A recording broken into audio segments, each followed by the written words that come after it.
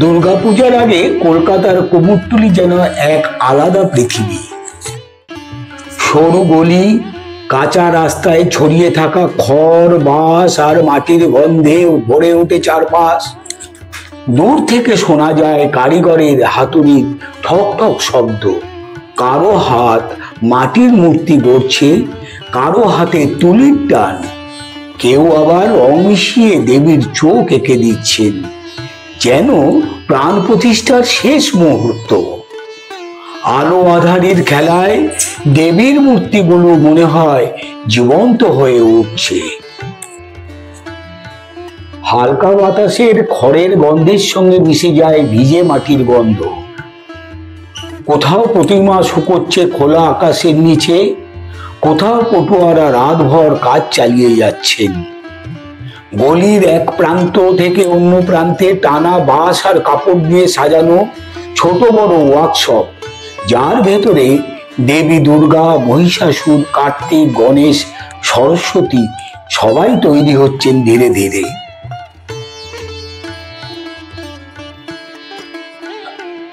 কুমোরটুলি শুধু প্রতিমা গড়ার কারখানাই নয়, এ যেন এক জীবন্ত স্বপ্নের রাজ্য।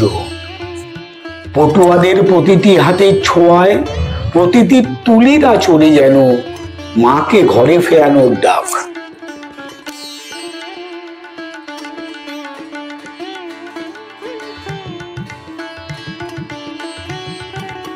আর তো মাত্র হাতে গোনা কয়েকটি দিন, তারপর পটুয়াদের হাতে সেজে মা যাবেন তার বাপের বাড়িতে। তাই পটুয়ারা রাতভর কাজ চালিয়ে যাচ্ছেন। শত ঝড়ের মাঝেও এই অভিজ্ঞ পটুয়াদের হাত থেমে থাকে না। বছরের পর বছর ধরে কুমোরটুলির এই রাস্তায় শুধু প্রতিমা নয়, গড়ে উঠেছে আস্থা আর আশার জগৎ।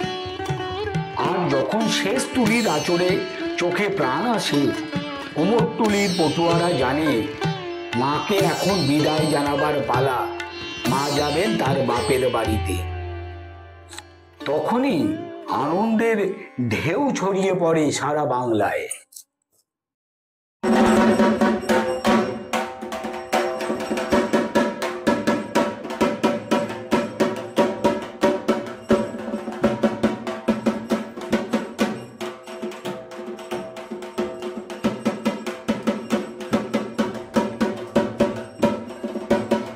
নমস্কার, আমি মৃণাল।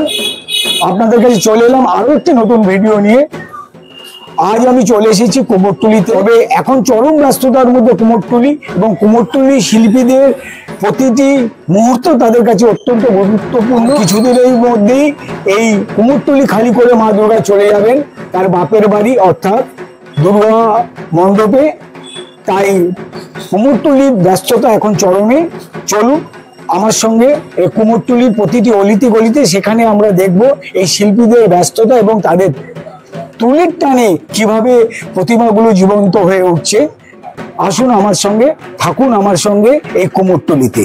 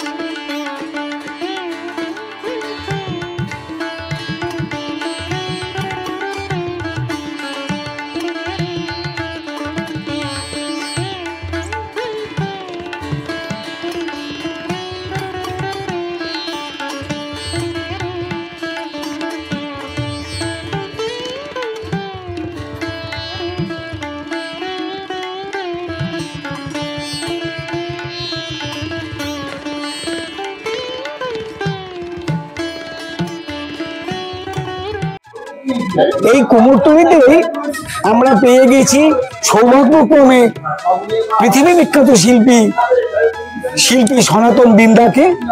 তার সঙ্গে সৌভাগ্যক্রমে আমাদের কিছুক্ষণ সময় কাটানো গেছে এবং তার কাছ থেকে তার অভিজ্ঞতার কিছু প্রাপ্তি আমাদের হয়েছে। আসুন তিনি কি বলছেন সেই সম্পর্কে তা আমরা জেনে নেব।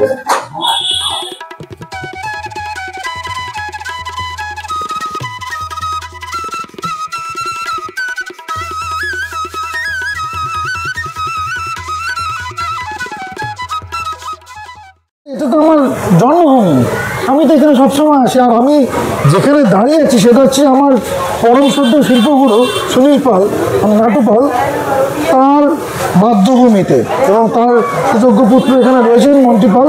তো আমরা এখানে মাঝে মাঝে আড্ডা মারি এবং আমার এখানে পার্সোনালি একটা কাজ চলছে, যার জন্য এখানে আসা। আমার নারীর যোগ, আমার কুমারটুলিতে জন্ম, কুমারটুলিতে কর্ম, কুমারটুলি আমার সব। কুমারটুলি আমার শিল্পগুরু, কুমারটুলি আমার শিল্পের পীঠস্থান। আর আজকে এই কুমারটুলির স্বনামধন্য যারা আর্টিসিয়ান আছেন, তারা না থাকলে পরে সনাতন দিনটা তৈরি হতো না। তো আমি পরম শ্রদ্ধায় তাদের কাছে সবসময় মাথা নিচু করি এবং তাদের শেখানো যা কিছু আমি সেগুলোকে আমার পাথেয় করে আমি এগিয়ে নিয়ে চলি। বছরে আমি দুটো পুজো করছি। একটা নলিন সরকার স্ট্রিটের সমগ্র পরিকল্পনা এবং রূপায়ণ আমার টিম সনাতন দিনটা করছে, আর পূর্বাচল উদাহরণ সঙ্গে ঠাকুরটা আমি তৈরি করছি। হ্যাঁ, বাকিটা আপনাদের মণ্ডপে গিয়ে দেখলে পরে, ওখানে গিয়ে বললে পরে বোধহয় বেশি সুবিধা হয়। আমি প্রথাগতভাবে কুমারটুলির ছেলে বল, তাদের যে প্রথা বাঁশ খড় মাটি দিয়ে প্রতিমা তৈরি করা, এটাকে আমি প্রত্যেক বছর আমি ওইভাবে তৈরি করার চেষ্টা করি। এবং এখানে তৈরি করা যে শিক্ষা, সেই শিক্ষা থেকে আমি জাস্ট রূপের একটু পরিবর্তন করি, এর বেশি কিছু করি না আমি।